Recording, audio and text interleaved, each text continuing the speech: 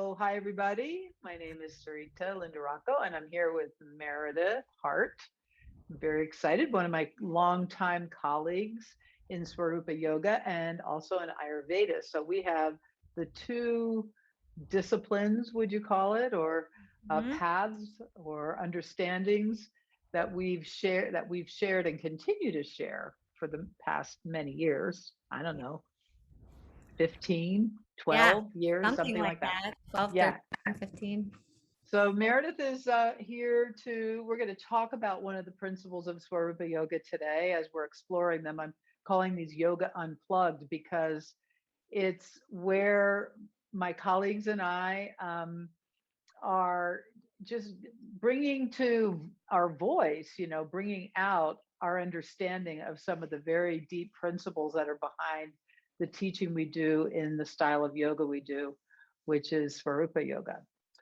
So to that end, one of the main principles of Swarupa Yoga that we talk about all the time is it all starts at the tailbone. So Meredith and I want to talk about what the heck does that mean? What does Didn't you that mean? think that, right? Didn't you think that when you were first Yeah, starting to study that Swarupa Yoga, itty you're bitty little bone at like, the what the bottom. heck is, what is that? What does a tailbone have to do with anything? So where do we even begin to talk about that? Oh, this is something that I always am looking for, more ways to talk about it because it's not an easy concept. It's not even an easy thing to feel in our bodies, I Right. think. It's Yeah. kind of like this elusive, um, like I think it's down in there somewhere. And then the theory of it is that when the tailbone lengthens down, then it creates this natural traction through the whole spine, and things get to open up and resolve and find Hmm. their harmony and find their balance in both function and movement. Um, and yet, it can be a hard thing to really touch into on an It really experiential is. level. Which is exactly why I'm wanting to have these conversations so that we can, because you and I talk about a lot of these things, but we don't get a chance to really share with the students because, when we're teaching a class, the class is focused on helping them open up, and that's a quiet process. Right. It's not really a chatty process because No. part of opening the tailbone, starting at the tailbone, is a more meditative process. It's a Right. deepening inward Yeah. process. Yeah. And it's kind of like I see it as unraveling back to your origin in a way, Mm-hmm. because, your spine is the first thing to come into form when you're Mm-hmm. actually coming into form, you know. Mm-hmm. And so your spine is the first to form. The second is your brain forms from your spine. So in a Right. way, it's kind of like honing deeper and deeper inward to where the origin of our existence really Mm-hmm. started, Mm-hmm. and to really tap into feeling a deeper presence. Mm-hmm. um, I guess I get kind of ethereal when I talk about the tailbone. Yeah. I love it. Well, I think for me, with my experience with it, even though it physically can feel elusive, it's this feeling um, of calm, of silence, of stillness, of no activity, Mm, and that is the basis of who we are. It's like yeah, before the activity before the activity. or the And dynamism. yeah, so as I was reading more and I was looking back at some articles and things like that, and and it seems to me that this teaching of it all begins at the tailbone is actually, it's physical and it's non-physical. There's Right. like two ways of looking at it. The Mhm. physical way is that, and you're really good with all of this, so I'm leaning into your expertise, is that the spine is totally somatic. Like it Mhm. totally responds to Mhm. our emotions, Mhm. right? And our Mhm. thinking and emotions. So we've always been taught from the very beginning, when we feel a sense of fear or anxiety, we kind of tuck the tailbone under, we Mhm. squeeze our butt, and Mhm. tuck under. And then that has an effect on the whole rest of the body. It's like the Mhm. spine is the rudder, or the Right. tailbone is the rudder, Yeah. and it pulls the whole rest of the body. So you want to talk a little bit about the somatic part of it that you Yeah. Well, understand, in that way? I think you're describing it really beautifully. I think that,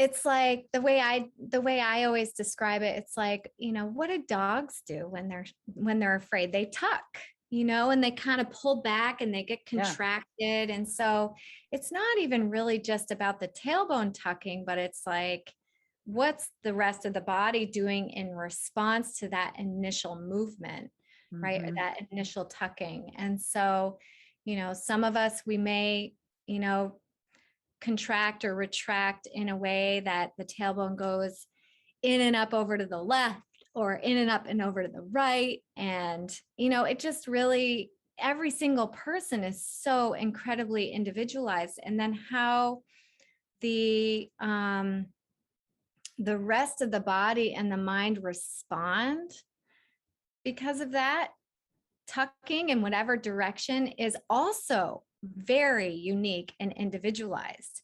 And what happens is that it's not even just a physical response, it's a mental, emotional, energetic, environmental, it's social. There's so many woven in, like, intricate details of that tucking. Hmm. And the way it shows up in the physical body is, it essentially, if it gets yanked over to one side, then the other side, because the body loves us so much, it's going to want to create harmony. So it's going to say, okay, I'm going to counterbalance that, and I'm going to tug over this way to get it upright, get you upright. And then the other side's like, oh no, wait, I'll help too. And then it just kind of goes all the Climbs way right up. in the name of love, because In the name of total love, in we the name all of want to return to that state. survival, in the Yeah. name of survival. The body is masterful at Yes. surviving against all odds. I mean, proof Yes. is we're still here on the planet Yep. against all odds, really. Yeah. Yep. In Everything the we've name of done love. in the Mm-hmm. name of love. Yeah. Yes, absolutely. I love that. In the Yeah. name of love. So in the name of supporting our own bodies, Mm-hmm. quest for love and understanding of itself, therein lies the concept of Right. unraveling the tension in the body. And so the Right. way we do that, how do we get to this elusive but yet not elusive, based in love Right. tailbone? Yeah. I mean, And that's the science that's it. of the That's yoga we it. teach. Yeah. Mhm. And if you think about it too, the qualities that you were mentioning about the tailbone at the beginning of our call, of that place that is, silent, and it's the core original origin of who we Mhm. are. It's love itself. It's unbounded Yes. love. And yet, because we have blind spots, because we're human, because we have everyday experiences, even though our body is adjusting in the name of love, it's because it wants to return to unbounded love that's at the origin of who Which we is where we originally came from, are. which Right. then takes us to, it's not just the physical tailbone, but it's the coiled, unbounded, contracted love that lies just under that tailbone. That when Yeah. you open that physical area energetically, Right. there's a movement Right. of more love, of the love, of Right. of the love itself. All love. Yeah. Universal love. Kundalini. Yeah. Yeah. Yeah. Yeah. And you think about how people, this may be going outside of our range here, but I'll just say it anyway. When we fall in love, Mm. everything feels good. Our bodies don't hurt. We're not in any pain in our minds. We're not suffering. We're in total bliss because through being with another human, we have connected with that universal love at our origin. So that in and of itself likely drops the tailbone down on a physical Yes. level. Yes. So And then, cool. yeah. And then it, it liberates more energy to move, but it can be conditional on that level. If the other person Right. stops loving you, well, then it's kind of iffy whether you can keep that happiness going. So another whole premise of why we're doing this within ourselves, Right. quietly within ourselves, unraveling the tension and going back in ourselves, Yeah. inside, feeling the body. What's the difference in the two sides? What do you notice? What do you feel? So that the love is self-referred and Right. not dependent on Right. someone else. Although being in love sure does feel good. It is And a good, easy doorway to get it it's a doorway. so Yeah. we can recognize what it is, Yeah. I Yeah. think. So we understand it. It's definitely, I can tell you this, being in hate doesn't let the tailbone drop. No, probably not.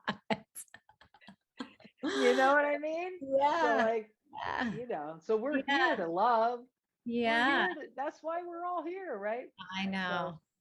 It yeah. reminds me of these teachings, the teaching of the Bhagavad Gita, where Krishna says to Arjuna, go beyond the gunas, go beyond the activity, go beyond the stuff, go into yourself. And yet while we're doing the yoga, we're allowing ourselves, it's such a beautiful process because we get to be with ourselves in the gunas, which are like the activity or the container. We get to witness ourselves as we're in that flux, as we dip in to that deeper level. So it's not like the physical asanas, the physicality of this practice is so special because we have this opportunity to be with it all. We don't have to bypass, we don't have to try to make sense of anything. We don't have to try to drop in and make it happen. It automatically happens through the unfolding and the opening of the body. And we get to be with the whole process of that. Yeah. And we It's get, such and a it creates authenticity Yeah, and resilience and capacity totally. and, and which is, it creates full human potential, which is why Mhm. you and I love it. And which is why we want to talk about all these topics, Yeah, because it's really good that we get a chance to share our understanding out of the classroom, yeah, and that yeah. people can consider this, and those of you listening, reflect and contemplate what we're Mm, talking about. And we would love to hear from you and just, what do you think? What do you feel? What's your experience of opening your core, mm, starting at the tailbone, mhm, at the origin of mm, you? mhm. So yeah. Yeah, So love got it. anything? Got anything else? About the tailbone, Yeah. let's see. I'm Anything else you wagging can my think of? tail right now. She's wagging her tailbone as we speak. I can't think of anything else specifically about it.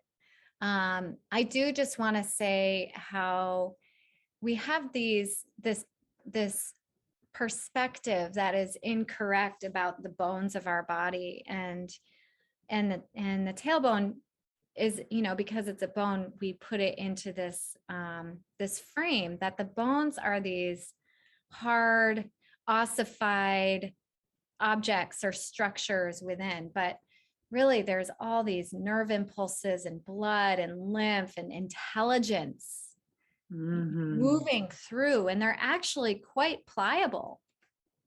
So it's not really about, you know, um, moving a hardened structure. It's about softening and allowing the fluid body to nurture that opening and allow the Mm. tailbone to receive softness and and juice, The basically. juice. Yeah. So Gosh, we could talk for a really long time I on this. know. Maybe we have to have part 2. I think so. Thanks, everybody. We'll be back. Okay, bye. Bye.